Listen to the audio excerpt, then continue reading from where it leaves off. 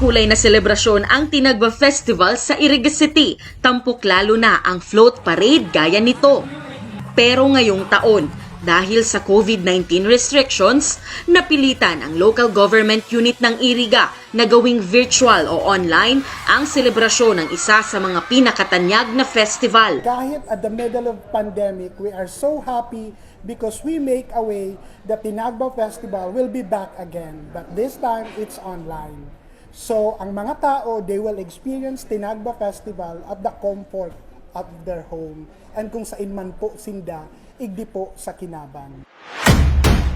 Highlight ngayong Tinagba Festival 2021 ang Itinagbakal online selling series. Bida ang food products, processed goods at syempre, hindi mawawala ang agricultural products mula mismo sa lungsod. Watch out for that kung paano siya gigibuhon, sikat ba ang mga online selling. So, ang Tinagba Festival, paano nito siya gigibuhon. So, hopefully, gabos po ka mo mag-participate. Magkakaroon din ng TikTok Challenge na bukas para sa lahat. Uploaded sa TikTok application ang Tinagba Music. 60-second video music ng bersyon ng Tinagba Festival TikTok Challenge ang kailangang isumite ng interesadong sumali. Obligado rin gumamit ng props may kinalaman sa Tinagba.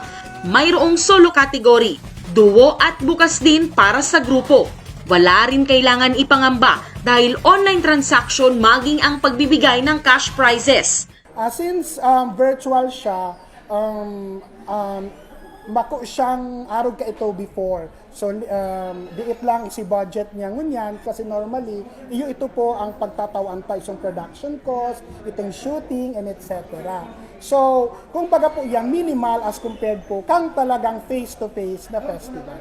Ang Tinagba Festival na mula sa salitang tagba ay ang tradisyon ng pag-aalay sa Diyos ng pinakauna at pinakamagandang ani sa lugar. Mapapanood ang Tinagba Festival online sa Iriga City Official Facebook page.